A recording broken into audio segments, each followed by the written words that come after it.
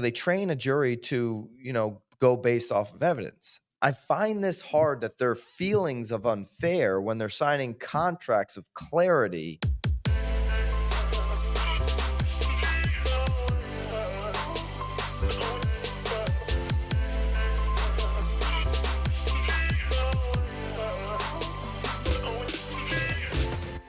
This is Byron Lazine and Nicole White, and you are tuned into episode 294 of The Real Word. Word is up. 6 weeks. I'm West. 6 weeks. I'm not up. Look at that. People are usually talking about 6 weeks of, Christmas or Thanksgiving. Really? 6 weeks of a holiday? That's a little much for me. Hopefully right after this Real Word, I do a talk. Hopefully I'll be home in 6 hours if my flight doesn't get delayed. I'm here on the West Coast. Well, you in San just Diego. jinxed that. Yeah, I probably did. But let's get into the big week of the last 7 days, week 2 of the Sitzer Burnett trial. This is what we're talking about. The big quote last week, Nicole. Yep. Be careful when the rabbit gets the gun. This is from the, of course, the home seller plaintiff's attorney, Michael Ketchmark, who's made quite a name for himself. He's representing the home seller plaintiffs. And this was directed at the Home Services of America attorney. Okay, he had a question about an ongoing class action trial, which defendants, of course, the other trial that we're talking about include NAR and all the franchisors here. And he couldn't get a straight answer, so he got, this is according to Inman.com. By the way, shout out to Inman. They've been doing a great job with Andrea being boots on the ground covering this. So I do want to give them a shout on that. He said the frustration level is through the roof. While turning to another attorney in the room, he accused Home Services lawyer of not being an honest broker and hinted that he would be unrelenting and be careful when the rabbit gets the gun. When you make these little, I've been in a local board ethics complaint hearing before, and because were you on trial? I don't know if they call it a trial. Do they call that a trial? I don't know. So you were anyway, up. So a long time ago. So it was you. It's like 2012. I won 5-0, by the way. Yeah. Like it was like a fight, or it was like an arm wrestle. What do you mean 5-5? Oh, you mean 5 people were on your side? 5 board members, and the vote was 5-0. That I didn't do anything wrong. Good. I sent a mailer to a neighborhood, and the head of the HOA filed an ethics complaint saying I couldn't mail to this neighborhood. Oh. And it's really because his best friend is an agent. His best friend's son was an agent who sold a lot of property there. So little daddy's boy cried to daddy and head of the HOA. And I'm surprised they even took that seriously. I mean, that's... Well, I left that board because they did take it seriously. I had a big problem with the board leader. I said, I sent a piece of mail. Right. And so anyways, long story, that guy of the HOA, he realized he had no case here. And he got really frustrated in the room. And he was basically saying that I was white trash. He goes, all thoroughbreds are horses, but all horses are not thoroughbreds. Wow. And he was basically saying, you don't belong sending mail into this high-end community. Wow. And so when people get frustrated in these hearings, they say wild things about horses and rabbits. Be careful when the rabbit gets the gun. Okay, I don't know many rabbits that can do much with a gun, Nicole. Do you? No, I was trying to figure out this. I've never heard the saying before. No. Yeah. Do they even have? It's like a cart. Do they have hands? It's like a cartoon or something. So the trial is scheduled for 2 more weeks. So we're into week 2 now. Here, as you're listening to this pod, we are into week 2. Depending on, this is recorded Tuesday morning, 7:00 where I am here on the West Coast, 10:00 where you are on the East Coast on Tuesday. So a lot can kind of change. We're just giving you the recap from last week and where we're at this week and kind of our reaction to it all. All right. So it's scheduled for 2 more weeks. The strategy so far, as reported by Inman coming directly out of the courtroom, has focused on big real estate names that know the rules. NAR, Home Services of America, all the defendants by now. If not, go back and listen to, we've been doing weekly updates on this. So they're suggesting that these brokerages and NAR are ultimately creating a scenario in which home sellers are effectively required to pay a fixed industry standard commission. So their big case here, their big argument is that there's this huge conspiracy amongst agents Right. to fix a standard commission in real estate. The defendants, who as of yesterday morning, had not begun to call their own witnesses. That's going on this whole week. So we're going to get to see, led by NAR's attorney, they're going to get to push back against the idea that major industry organizations have conspired to work together to fix a specific agenda around commissions. Okay. At the same time, the home seller plaintiffs have emerged into the public spotlight for the first time. So these 5 home sellers are now known. They took the stand last week. Now, a couple of them last week admitted that they were able to negotiate their commission, and Odd so how that it's a weird, happens. it's odd that here's their argument though. And so this is what's kind of emerged as the big takeaway from by the way the attorney is portraying these 5 home sellers Yeah.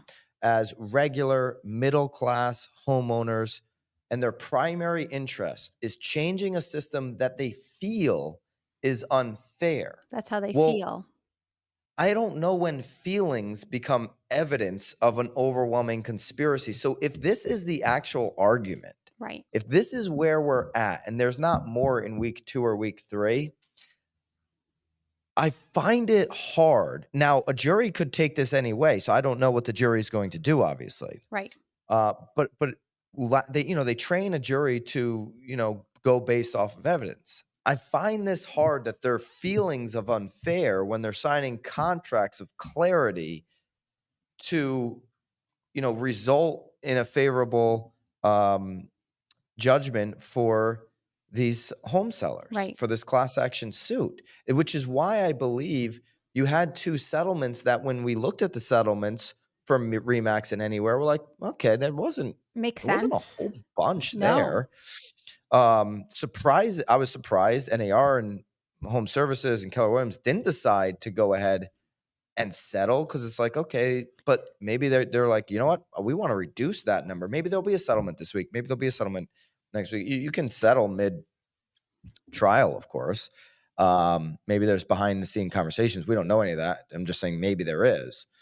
But when you look at week 1, I don't know, Nicole. I'm like, I don't really see a huge here. Yeah. Do you? Well, no, I mean, I think going into the trial though, too, much like you said, when we heard all these other companies that had, agreed to, oh Lord, see, now you got me on the spot. I'm losing all my words here. On the spot? Yeah, I'm on the spot. I don't know. I'm like, Nicole on the spot? I'm on the spot. Well, I mean, do you feel like No, there's I'm based not. off of the settlements, No. based off of this Yeah. information, So are you based off the worried? settlements, no. I mean, we went into this being like, if this is all that it is, but it also I feel like it also justified why, NAR and the other brokerages didn't settle. Cause I think that they feel like there isn't enough for them to really go off of. And again, like we said last week, this is NAR Super Bowl. This is their time to shine for us. So they must feel very confident in what it is that they're arguing. And again, I hate to use the word I feel, but based on what we're seeing here, I feel like they're certainly justified in trying to defend what it is that we're not doing, and that they're accusing all of us of conspiring to do. Get the most out of our content at BAM by joining BAMX. You can use code REALWORD to get 10% off of BAMX today. Like our YouTube accountability group, all of our courses, live streams, and direct access to our BAM creators in our Facebook group. You also get our daily downloads from the hot sheet every single day. Join BAMX by using code REALWORD to get 10% off today. So what they're really focused on in this conspiracy around commission, a set standard on commissions, is focusing their energy on the training and the coaching practices of the nation's largest franchisors. Right. So they're making the claim that this conspiracy is coming down from these top leaders to the agents through their training materials, through the way that their managers are coaching, through the ways that their franchisors, coaches are coaching. And so when it comes to training agents, and this is directly out of Inman, how to handle seller objections, many have been conditioned to accept nothing less. This is Rachel Height, our buddy over agent, contributor at Inman, our buddy Rachel. So she wrote a piece, Closing at All Costs. Are your training materials too aggressive? She actually pulled from some of Mike Ferry's training materials. I'll read here from her article, but this is directly Mike Ferry material. Mm-hmm. Scripting. Will you cut your commissions? Other agents will, ? Top agent alternative, the script says. Commissions aren't negotiable with agents that sell homes daily. They are only negotiable with realtors who don't believe in the services that they offer. Now, you told me you had to be gone in 90 days, right? You need a strong service agent that sells homes, right? Number 17, it seems like 7% should be enough to cover your expenses without paying an additional $250 transaction fee. The reason you are going to pay me more is simple. Every house I list for sale sells and my staff gets them closed. So you walk away with a nice big check in your hand. I mean, that's what you want, isn't it? So these Mike Ferry scripts are pretty bad, by the way. For sure. For sure. They're not that great. I don't really love these Mike Ferry scripts. Well, but at the end of the day, though, the consumer, though, that seller could still say, no, I don't want to list with you. Right? They can still, and that's my point. But despite how bad those scripts are, terrible scripts, I would say no to him as well. Is that evidence that there's a conspiracy, or is that evidence that there is a negotiation going on? I would argue that that is a pretty weak at this point negotiation position from the listing agent, but the homeowner is still negotiating. At this point, they're having a conversation. Anybody in sales should learn. At this point, we have better ways to help educate through objections, handle objections. But every salesperson is, going to be handling objections. Okay, but they're positioning these homeowners as this is unfair. They got a police officer, a school teacher. They kind of picked from the bunch there to pull at the strings of the jury. But unfair doesn't mean that there's a huge conspiracy going on. So I don't know. Rachel goes on in her article to talk about Coffee for Closers, the movie. Not sure what that has to do with anything. Retraining your training, where to start. So she gives a blueprint here on about how to train and moving forward here. So listen, I still don't think that this is evidence, even what she's pointed out, of a conspiracy. It's a really hard thing to prove that there's this big conspiracy. But let's keep in mind, though, who Mike Ferry is, though. He's a real estate coach. I mean, he's coaching agents to try to make the most money that they can. That's his job. That's what the agents are paying him to do, to coach them to, again, I mean, we're all agreeing that this tactic was not beautifully, and it was certainly not eloquent, but that's his role. He's not my manager telling me that I can't take below 7%. He's teaching an agent how to defend what it is that they're doing, how to show their value. And again, that seller can still certainly say no, and the agent can still say, okay, well, I'm worth 7. And if you're not going to hire me for that, then I'm going to find someone that will. So again, it's interesting that they brought Mike Ferry into this, considering his role in the real estate industry. That's right. Here's what agents said last week on a survey. 56+% said commissions would decline if the offers of compensation to buyer agents from listing agents went away. 28.8% that said they wouldn't expect commissions to change at all. And 14% said commissions would rise as a result, which there is a case for that, Nicole, that, if the buyer agent now is not able to receive a commission from the listing broker, that they would end up, that some of these contracts would change and that buyer agents would now be able to write in their offer going to the seller what their commission is, and that they would hold up a deal potentially a week before closing. And so that's the argument for hire. Now, the argument from these sellers here, these average ordinary people as they're presenting them, Yeah. is that they would have been happy to, they think it's unfair, and they would have been happy to pay their buyer agent direct when they bought their home.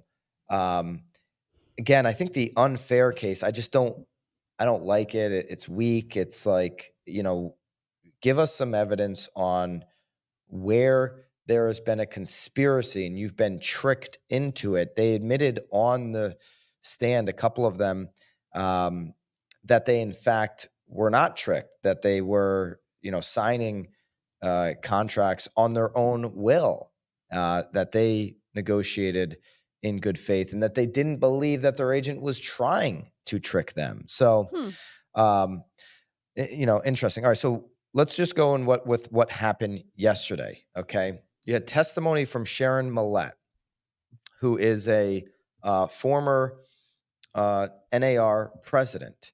Okay, and also Bob Goldberg was questioned. Okay, Ketchmark, the attorney for the plaintiffs, said of Millett, "What a wonderfully nice woman." So really liked Miss Millett, Sharon Millett, who was questioned, the former NAR president, questioned around the cooperative compensation rule. His quote was, "We never suggested her work in 1992 was part of this conspiracy," Ketchmark said, referring to an alleged conspiracy to inflate commissions. "It's how the rule is being followed and enforced now that's the issue. And all the defendants know it, and that's why they're so afraid." This Ketchmark really throws out the rabbit. Everybody's afraid.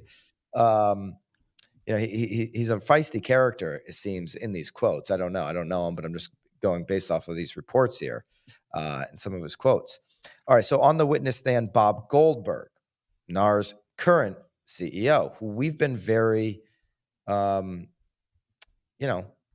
we've been very hard on. I would say we've had given him constructive criticism here. We'll say that. Yeah. Is that what you say? Bob Goldberg, yeah, we've given some constructive criticism to Mr. Goldberg. Yeah. I think we've been fair with, I don't think he's done a great job. Let's just put it that way. But he is the CEO, so he's on the stand. And he said that the trade organization, national, state, and local realtor associations have common membership, but not common control. He also said the state and local associations are all independent of NAR. I kind of don't agree there. I kind of don't agree either. Okay, so I think that's a load of I mean, crap. if I'm paying car, I have to pay NAR. Yeah. So I don't agree with that. When asked whether NAR trains its members what commissions to charge their clients, Goldberg says, "We don't touch that. That's taboo." I agree with that. NAR doesn't train members on what commissions to charge. I've never seen that. Have you seen that? Never. No. Yeah, I haven't seen that. When suggested last week that NAR incentive in alleged conspiracy was to maintain its dues revenue, Goldberg, quote unquote, replied, "That's preposterous because we are commission benign." What he meant is the $150 annual dues get paid regardless of what a member charges or how much they make, which is true. So you could have a MLS only broker who's taking a $500 fee to list a home on the MLS, or you could have somebody charging XYZ percent to list homes on the MLS. In both scenarios, they can be a member of NAR paying their annual dues. Right. So I agree with that. There was some scheduling issues, I guess, here yesterday. So they were discussing that. The BHHS representative said the plaintiffs have failed to find any evidence of any kind that the franchisor was involved in a franchise conspiracy to keep commissions high, lacking any direct or circumstantial evidence of an actual conspiratorial agreement to follow and enforce the rule. Plaintiffs have instead focused their case on red herrings. Okay. This is in a Monday filing. Motion for judgment as a matter of law, wherein the court is asked to enter a legal ruling prior to a jury verdict on the basis that no jury would rule otherwise. So they're taking the case right now of like, dude, just throw this out. This is silly. Silly. No reasonable jury could find in plaintiff's favor on their conspiracy claim against any one of the home services defendants. This is the Robert McGill attorney who had that NAR and Keller Williams would file similar arguments. So they're saying, let's just move on. This is stupid. We're talking about feelings here. Feelings are not evidence. So that's, I guess, where we're at right now, Nicole. Yeah, it's very interesting. Well, it sounds like he gets cross-examined today, so we'll see how that all goes. Yeah, I think that's where it's going to get a little bit more interesting, a little bit more spicy. We're obviously going to continue to follow it every step of the way. And I think there's a big difference between, like if the evidence is that Mike Ferry script and feelings of fairness and then a conspiracy, I think we're pretty far apart. So Yes. we'll see where this ends up. We'll keep covering it here. Love to know your thoughts, your comments, obviously down below. Certainly subscribe and hit the bell to the channel. We appreciate all your support here on the BAM channel. Nicole, I'll see you hopefully tomorrow if the flight is not delayed. Well, it sounds like I probably won't then, but I look forward to seeing you. See you on Thursday. All right. See ya. Keep it real. Bye, guys.